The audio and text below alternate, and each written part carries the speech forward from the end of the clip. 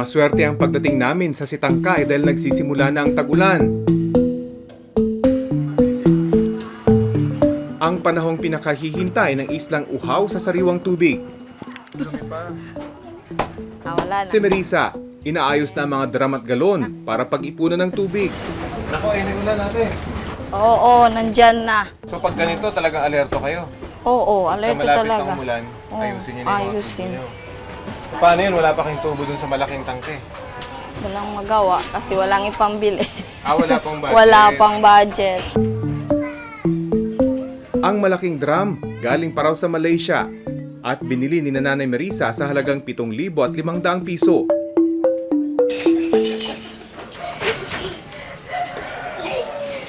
Pero dahil wala pang pera pambili ng alulod at tubo, mano-mano muna ang diskarte ni Nanay Marisa. Paano nyo isasalin ngayon yun pag wala pang tubo? Dahanda, isa-isa? Oo. Kailang matagal. Oo. Abutin yata ng gabi pag ako yung magsalin. Pero habang pinagmamasdan ko ang kalangitan at ang paparating na ulan, hindi ko maiwasang mag-alala sa kalagayan ng mga tiga rito.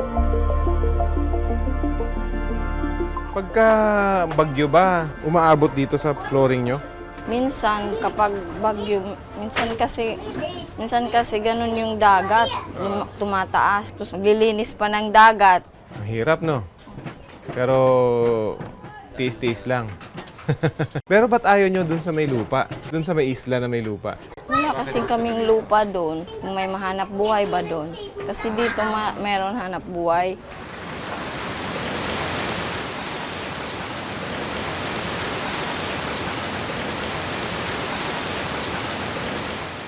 Sa pagbuhos ng ulan, ultimo maliliit na anak ni Nanay Marisa, alam na ang gagawin. Kanya-kanyang sahod ng tubig. Misto naman itong laro para sa iba. Seryoso itong gawain para sa pamilya.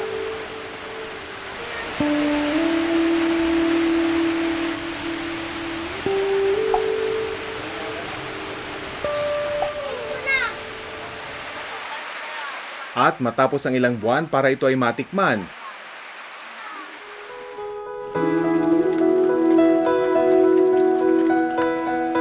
hindi maiwasan na ibang bata na namnamin ang tamis ng biyaya ng ulan.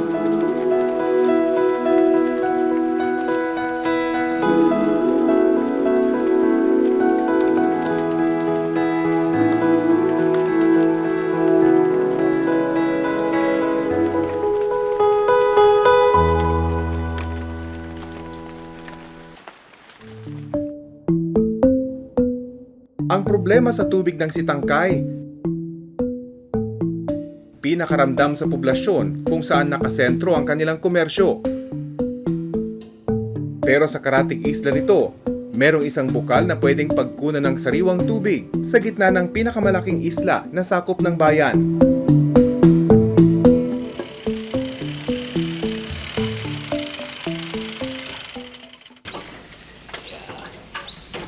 Yun. So ito yung bagong develop lang na well dito sa isla ng Tumindaw. Sakop pa rin siya ng Sitangkay, pero isang separate na island. At ngayon lang daw nila ito ginawa. Pero tatay, ang sinasabi meron daw ditong dati ng well pero bato lang gawa. Tapos pinagawa nila. Nakpan lang sa ng niyog ba? Dahon ng nyog. Tapos pinalaliman nyo na lang. DPWH na raw ang nagsemento sa balon, bumili ng water pump, at nagpatayo ng tangke ng tubig. Bagamat medyo maalat daw ang tubig na nanggagaling dito, pinagtsatsagaan na rin itong inumin ng mga tiga rito. Pero dahil barangay na ang may hawak sa balon, problema naman ang pondo para mapatakbo ang water pump nito. Magtulungan lang para pambili ng krudo. So magpagamaga-ambag lang. Patak-patak lang sabi namin. Patak-patak lang.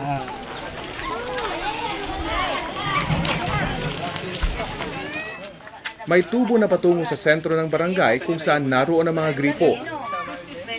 Pero sa ngayon, wala ni isang patak ng tubig dito Gaano kayo kadalas magpatak-patak? 2 times, 3 times. Oh. Pero ngayon wala nagpatak. Dahil Umulan. Kagabi, umulan din. at least yun libre. Libre ang ulan.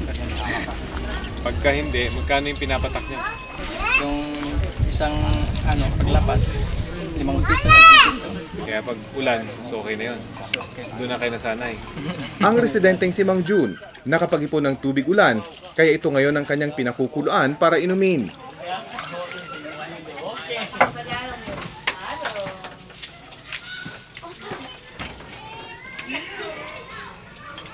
May balak na raw ang lokal na pamahalaan na i-develop ang tubig mula rito sa Tumindaw Island. Pero sa ngayon, magtsatsaga muna sila sa tubig ulan, maalat na sariwang tubig, at ibinebentang tubig mula sa bayan ng Sibuto.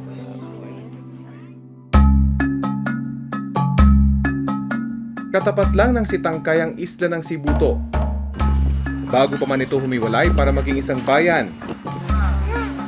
Dito na umaasa ang mga taga-Sitangkay ng kanilang tubig kapag walang ulan. Kararating ko lang dito sa isla ng Sibuto kung saan ang nagagaling yung mga tubig na ibinibenta sa isla ng Sitangkay. Pero may isang barangay tayong pupuntahan kung saan nanggagaling yung pinakamabentang tubig dito sa Sibuto.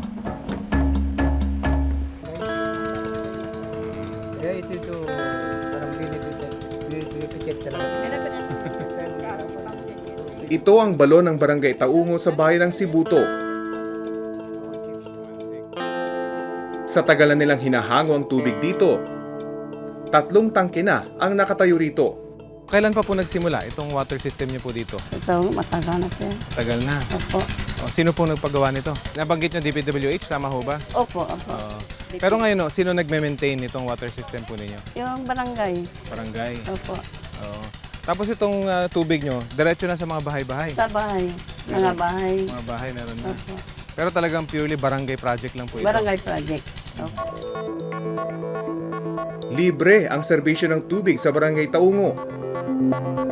Maging ang mga kumukuha ng tubig para ibenta sa Sitangkay, hindi rin kailangang magbayad.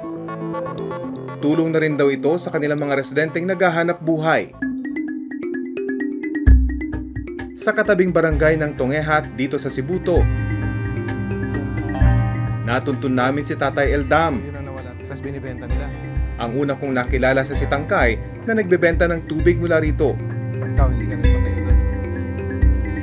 Tulad ng karamihan ng residente rito, pagtatanim ng agar-agar ang kinabubuhay niya para ipangbuhay sa pamilya. 8 ang anak ni Tatay Eldam.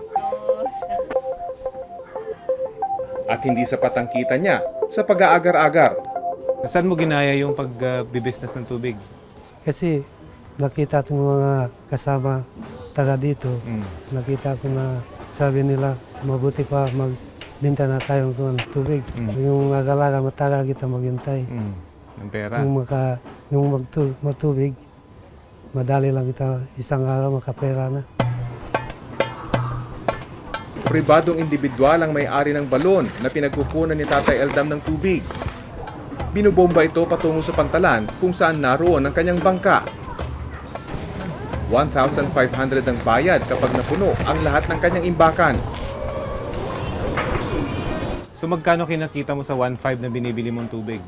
1.5, maka higit lang ako mga 3.8 hanggang 200 lang. Okay na ba yun? Yung kita na yun? Na mahirap din. Bakit to? Alam mo, ngayon, mahal talaga ang mga bilhin lahat. Mga yung bigas, ito mahal. Mga isda, mahal dito. Pero mas okay na yun kesa sa agar-agar lang. Oo, okay na.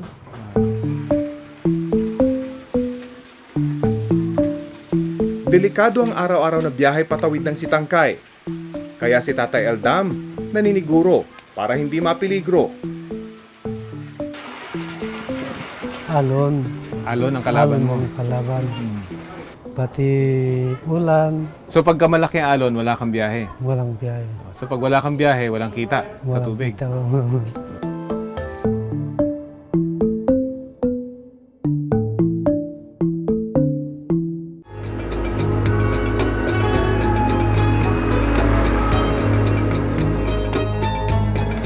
sa isang komunidad na nakatungtong na sa tubig.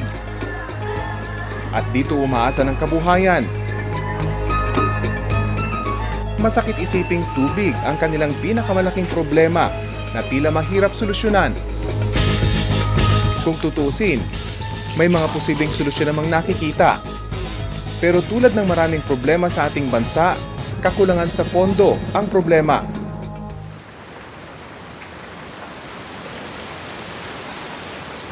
Sa ngayon, nananatili ang tanong para sa mga taga-isla ng Sitangkay. Hanggang kailan kaya sila magiging sabik at uhaw para sa bawat patak ng ulan?